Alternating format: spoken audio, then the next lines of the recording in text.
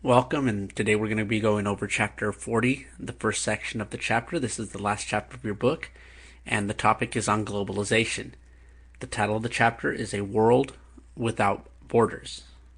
And so, in this chapter, you're going to learn about what's happened since the end of the Cold War, which were the last chapters that we were studying, and the era of decolonization, and moving into now what is shaping the modern world. So let's get started.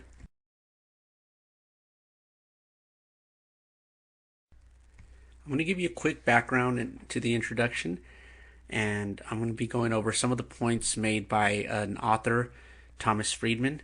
He is a columnist for the New York Times, and he wrote a book that's become a bestseller, and it's called The World is Flat, in which he looks at globalization as it is occurring. And in Friedman's book, he talks about three eras of globalization: globalization 1.0, globalization 2.0, and 3.0, using terms that refer to the internet today whenever they update a program, version 1.0, 2.0, etc. So Friedman looks at 1.0 as the first step in globalization, which was 1492. That was the first time the Eastern and Western Hemisphere were connected. During this process, empire building was the focus of globalization. As the Spanish were building their empires, the Portuguese were building their empire, the British began to build theirs, the Dutch.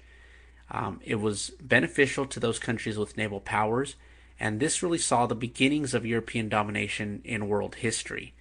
Part of this globalization, a big part of the globalization, was the Columbian Exchange, the exchange of not just crops, but also people and ideas across the two hemispheres. And so if you think back to when we studied 1492, think about the impact that it had on the world. Think about how the world was brought closer together and all the change all over the world as a result of the Columbian Exchange. And it gives you an idea of what globalization is, only now it's happening at a greater magnitude, much faster. Back then, the focus was on countries. They were the focus of the globalization. They were the ones leading certain national powers, naval powers like Spain. So that was globalization 1.0.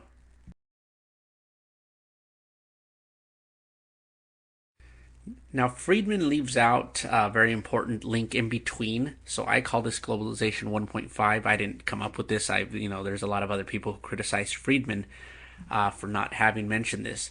And this was between 1600 and 1800. This is kind of globalization 1.5. And this is really the birth of the early multinational corporations such as the Dutch East India Company, the VOC, and the British East India Company. This is when investors pulled together and created companies that really did business throughout the world. Companies at this time begin to gain power over states, as you see in India, where the East India Company gains control over the Mughal Empire of India. The focus of globalization 1.5 was in trade, and the shift was towards merchants and global trading companies. And this is really when you see the rise of multinational corporations that will begin to dominate much later.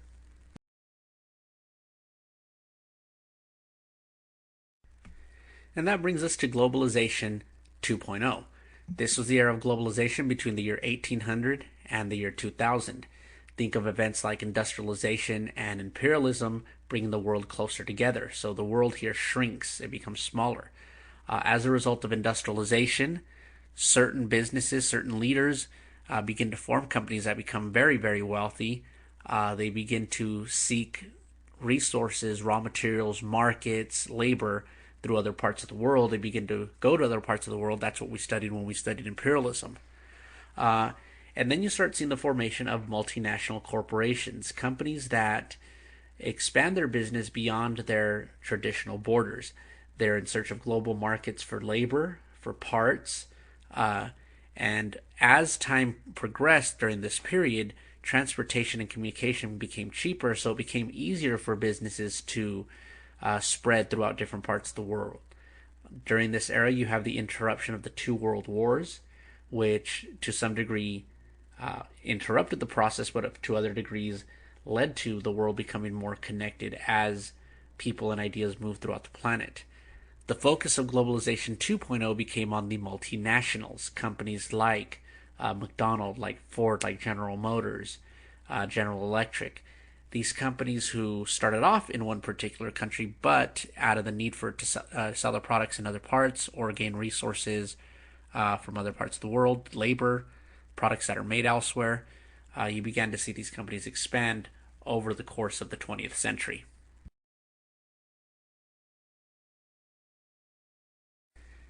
In his book, The World is Flat, Friedman talks about globalization 3.0. And that is the current era that begins around the year 2000, and it's the era we're in right now. It is focused around new information and communications technologies.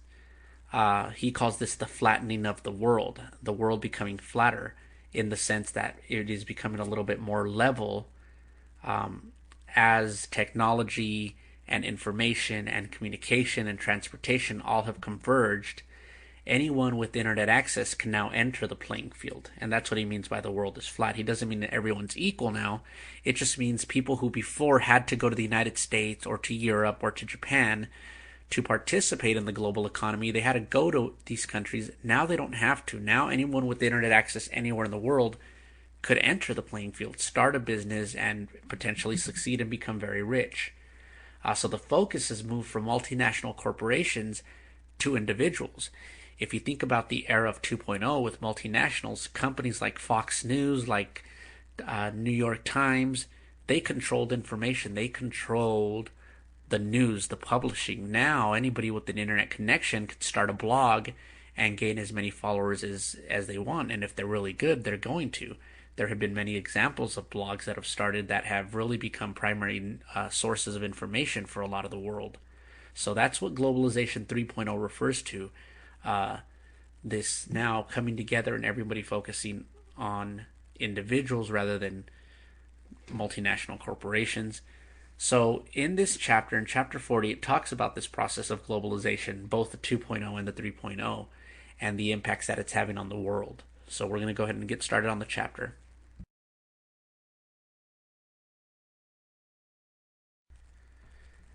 There are four dimensions of globalization, and that's what this chapter takes into account. The first is the economic dimension. I have the logo there of eBay. That would be an example of economic globalization.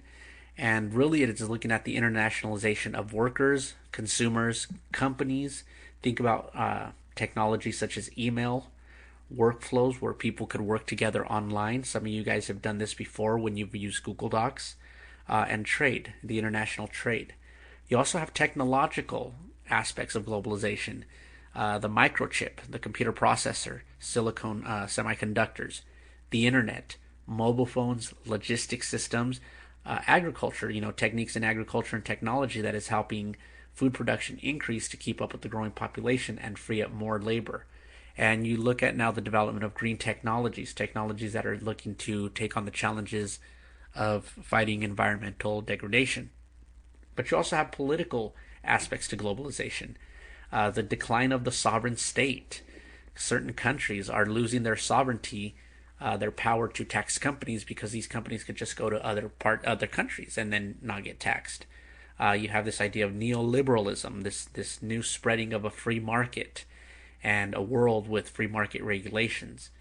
A world with free trade agreements where countries are working towards lowering the tariffs, the taxes that they have to pay on goods that they sell from their country and other countries. And then you see the increase in the power of the private sector.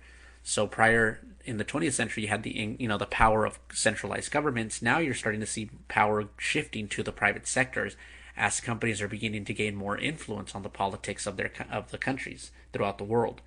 And then you have the cultural aspects of globalization, the development of mass culture, the Americanization of the world, the dominance of the English language.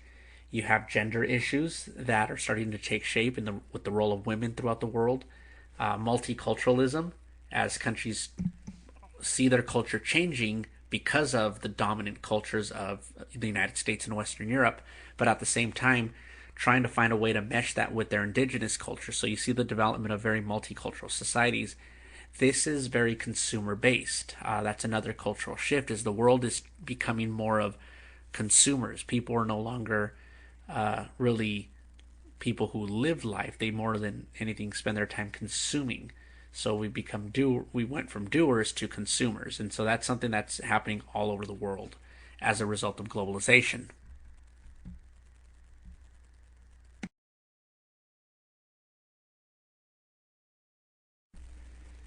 So this globalization era begins in 1989 with the fall of the Berlin Wall and the collapse of communism.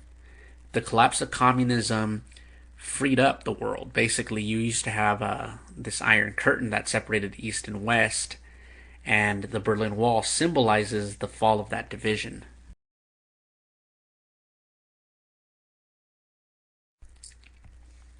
So, as the Iron Curtain came down and the Soviet Union collapsed, communism and places that used to be communism shift their attention more towards free market policies. This increased economic interaction.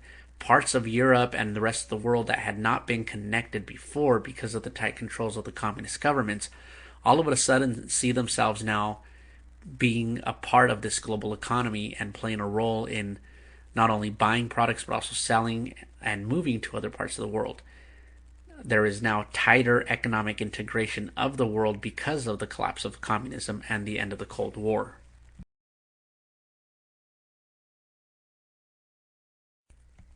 As you read chapter 40, take into account these main points.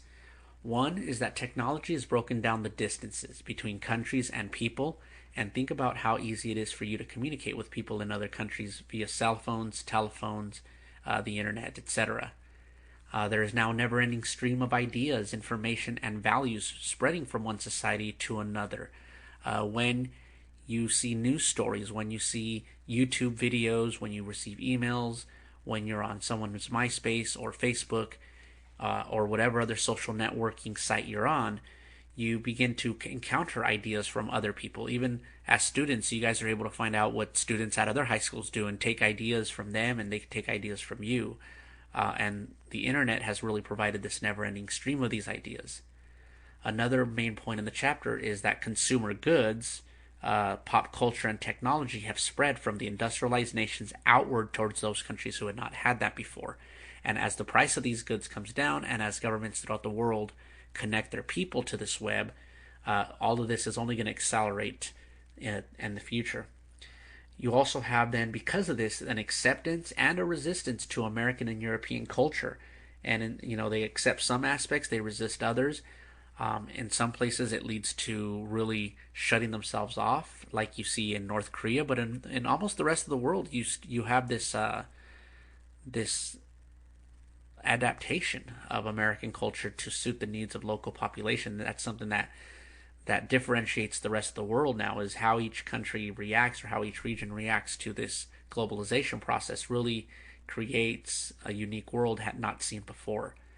You also have the changing status of women that you guys will see in the third section because of this. Going back to think about the values that we have on women, and think about we see women as free, but think about the way the rest of the world sees our women and the way we treat women. This is having a big impact throughout the world as well. Population pressures as a result of population growth is leading to migrations, and as people migrate, they also bring with them their ideas. All of this is diminishing the role of national boundaries before, and the role of national identities, where you had a set country with set borders. With the movement of people only increasing, you are starting to see countries develop multicultural societies, creating new challenges. You guys live in one of these countries. You guys live on the border of the United States and Mexico. It's the world's busiest border, creating a unique border community both on this side of the border and on the Mexican side of the border. And then the last thing is the global needs demand global solutions. Countries can no longer act on their own and go it alone if they want to address the challenges. So that's led to now global cooperation economically, politically, and that's kind of where the future is taking us now.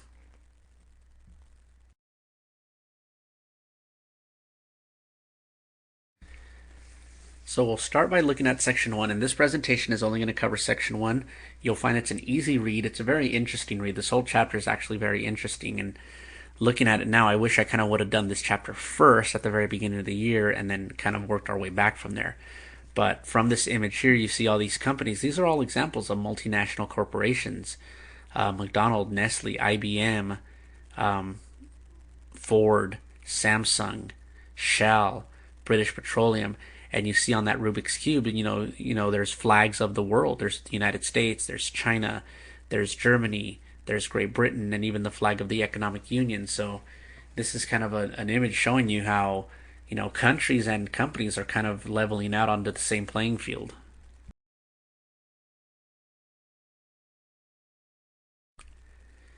So the first section we'll look at is economic globalization. So how this began to happen economically. And it began with the aspects of free trade, with the general agreement between countries regarding tariffs and trade, which is GATT, and the formation of the World Trade Organization that took over the role from GATT, and the global corporations.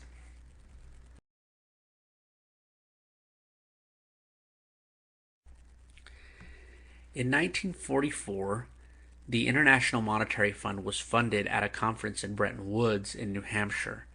And the goal of this conference was to promote market economies, economies which are controlled by market forces, supply, demand, where prices are determined by market forces, not by governments, not by regulations. So this sought to create free markets, free trade, and high growth rates for the economy. And so that was the International Monetary Fund that kind of begins to spark this globalization trend.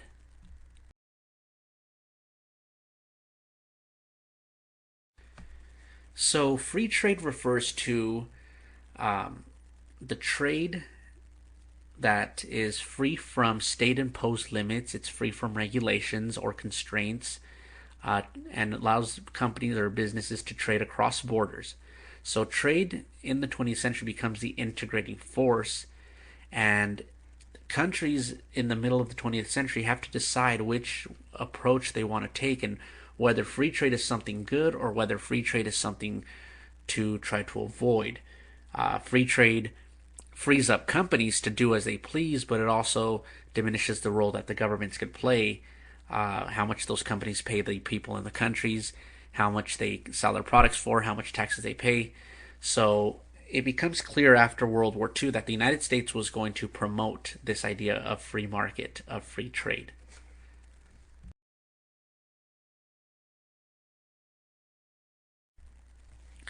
So the two international agreements leading to this are the GATT Treaty, the General Agreement on Tariffs and Trade, that was signed in 1947. And it was signed by 23 non-communist countries, but has since grown to over 123 countries. And so this set out basically a set of agreements that the world would follow in regards to trade, trade zones, importing, exporting, etc., of different products. And the World Trade Organization created this forum to settle trade disputes, and it was given the power to enforce decisions. So these two organizations became international governing bodies over the regulation of trade.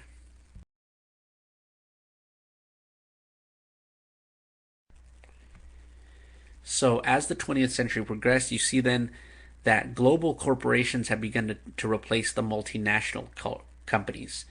Um, Multinationals conducted businesses in several countries, which is where they get their name, multinational corporations, but they were confined by local laws. When companies did business in, for example, if I had a company, we ran businesses in Mexico, in the United States, in Japan. In whichever country the company is, they have to follow the local laws.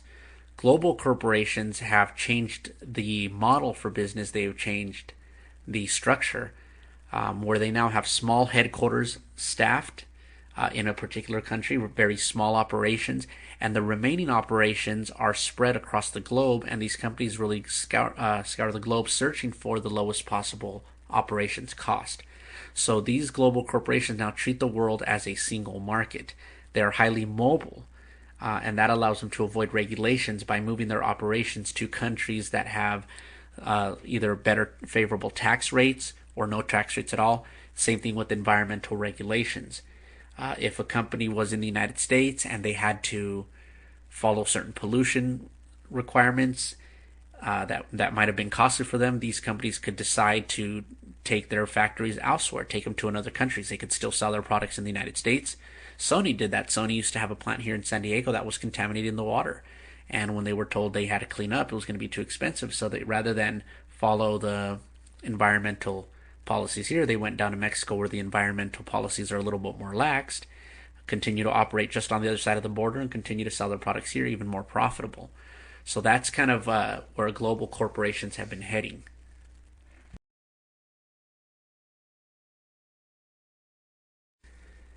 So globalization could also be seen as responsible for the growth in Asia that has occurred throughout the 20th century, especially after World War II.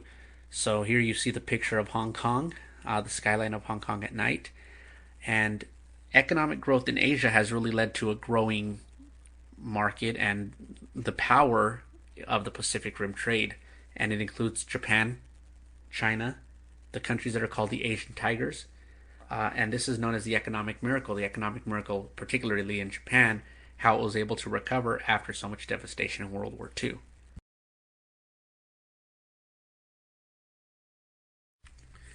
So Japan has become a major economic powerhouse, and it is due because the role that the United States played after World War II. The United States occupied Japan, provided over $2 billion in loans for their economic development, and then agreements they had between the two limited the percent of Japan's military. They can only spend 1% of their budget on military, and the United States provides the protection, allowing Japan to focus on the education sectors and industrial production. So because Japan was very limited, Japan, and one of the reasons it's considered an economic miracle is because it began to focus on export-oriented economy rather than trying to, develop everything within house. They were exporting what the world needed, importing what they needed. They also really kept wages really low in their country. And because the people in Japan were willing to work at a much lower rate than the rest of the world, Japan gained a competitive advantage throughout the 1950s and 60s. In the 1970s, they began to shift their focus, taking advantage of their highly trained and highly educated workforce to technology. As a result, Japan became, the world's technology leader that it is today.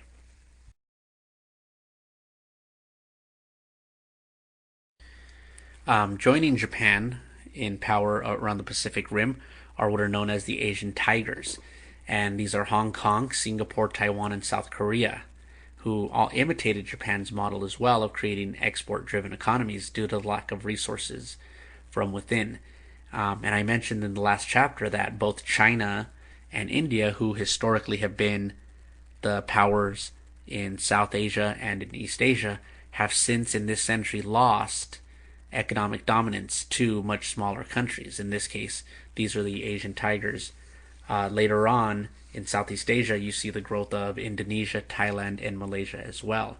So, from these images here, you could see, how these are countries that are very economically prosperous in regions that, in the 1940s were mostly European colonies. Hong Kong actually thrived because it was a British colony, a British protectorate in the special zone in China that allowed trade, while the rest of China was still communist under the era of Mao Zedong. So that is partly responsible for that. So these are the parts of the Pacific Rim that today are the economic powerhouses. And as recently, ever since the 70s, China's also coming up as well, hoping to claim its place back above Japan.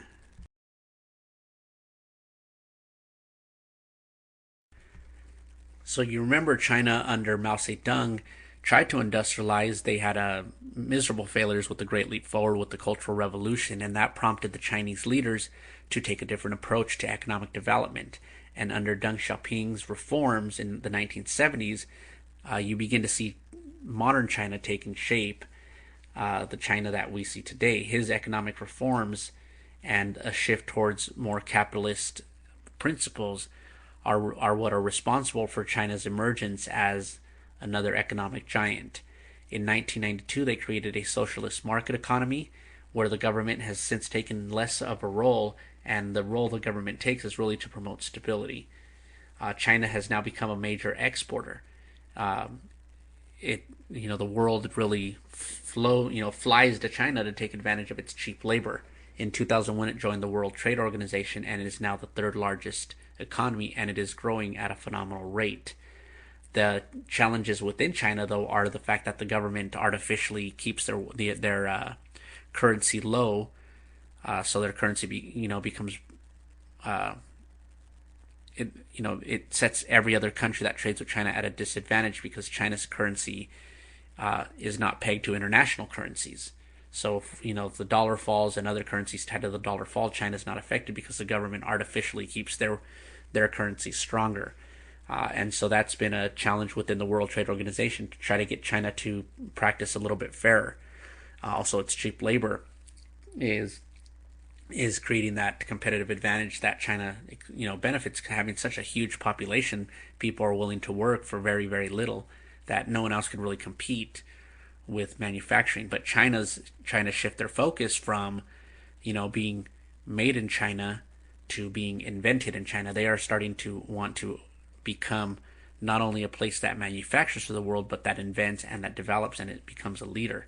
It does have the education system to do that, but with its growing population, it graduates, 6 times as many PhDs in science and medicine than the United States and many other industrialized countries. So that's the advantage, but then it also has the problem of dealing with such a large population and the potential for social instability.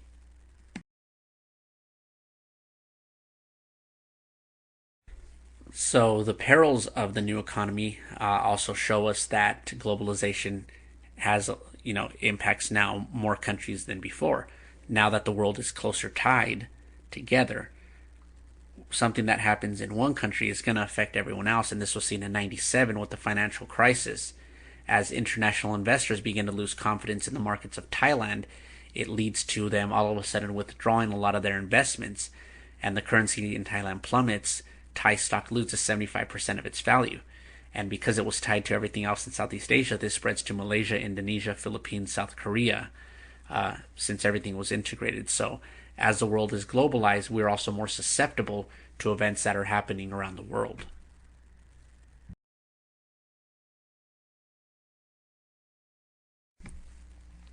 And so to deal with these international challenges, you see the development of trading blocks as countries are moving closer together to integrate. As they integrate their economies, they're integrating into trading blocks, economic and sometimes political unions, alliances. And so this is because no country, again, can do it alone, that if one country tries to really take on the world economically against everyone else, it's really setting itself up for disaster. So countries really need to look to cooperate with each other. And so here we'll talk about the European Union, OPEC, ASEAN, NAFTA, and the critics of globalization and what they have to say.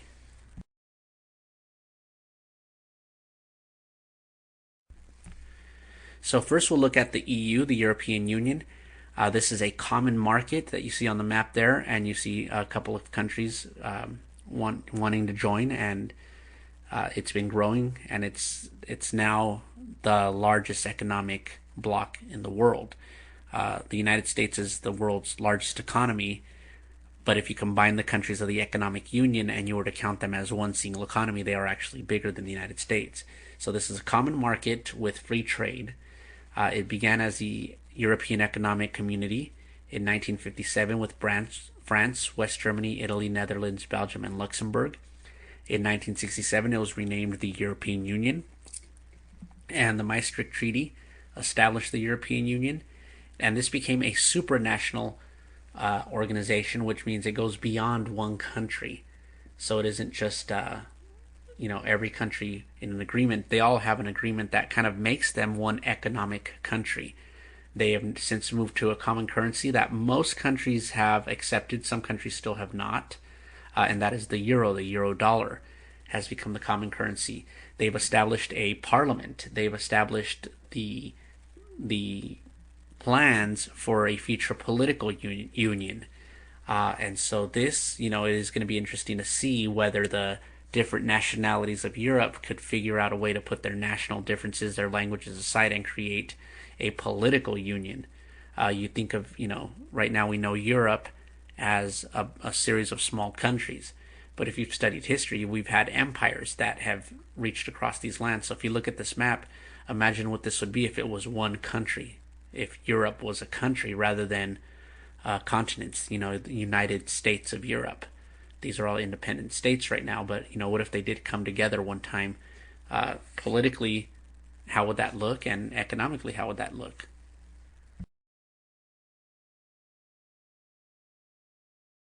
Another international organization is OPEC, the Organization of Petroleum Exporting Countries, made up of mostly Muslim and Arabic countries, although it does include some Latin American countries and African countries.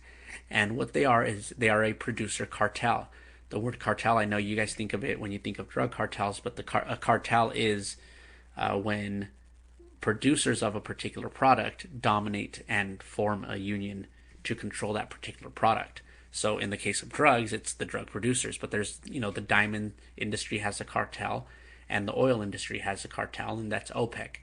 And it's made up of Iran, Iraq, Kuwait, Saudi Arabia, Venezuela, and later they've been joined by Qatar, Libya, Indonesia, Abu Dhabi, Algeria, Nigeria, Ecuador, and Gabon. In 1973, OPEC launched an oil embargo against the United States. And this really had an impact throughout the world because as the American economy suffered because of the increase in the price of oil, so did many developing countries. And this really showed how people who control specific resources like oil really have the power to negatively impact the industrialized world. So this really showed the world was vulnerable because of interdependence. No longer is your economic power or even your military power the only avenue for power. Countries that have particular resources like oil were able to flex their muscle and show, hey, we could also do damage to the global economy. Their role has since diminished because of overproduction, and really what it's done is it's forced countries to look for alternative sources of energy as well.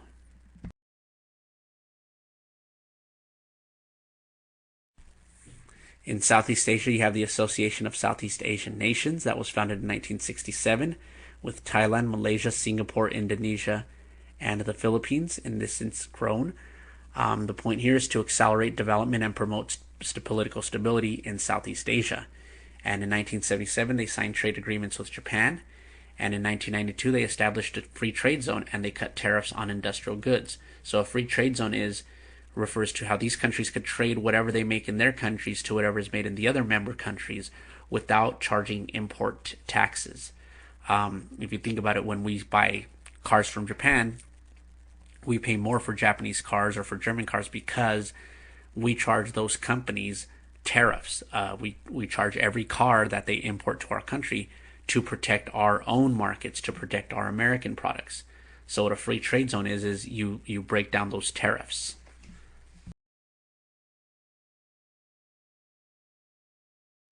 And one that some of you may be familiar with is NAFTA, the North American Free Trade Agreement that was started in 1994 between the United States, Mexico, and Canada.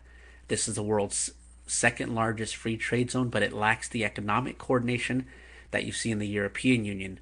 These three countries are nowhere near having one common currency, and they are attempting to expand it into a free trade zone of the Americas to include Central and Latin America. And so NAFTA has limited the barriers. Some of you, it might be hard to see because you were kind of born when NAFTA began, but those of us a little bit older were able to really see the change in Mexico with the passage of NAFTA, both positives and negatives. But the fact that now Mexico's full of American products, that wasn't always the case. American products were often very hard and very expensive in Mexico to find. Although now it's everywhere, and then the opposite. Now you see a lot of Mexican products being sold here. You also see all these maquiladoras. Tijuana really began to grow with the passage of NAFTA, and all of these companies that now could make their products in Mexico, they could sell them in the United States without paying taxes. You saw this huge increase in the amount of factories all along the Mexican border, and you saw the rapid growth of cities like Juarez and Tijuana and Mexicali, all these cities along the border. So that is a result of NAFTA.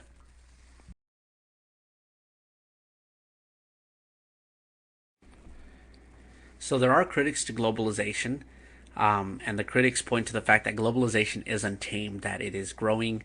Globalization is advancing rapidly.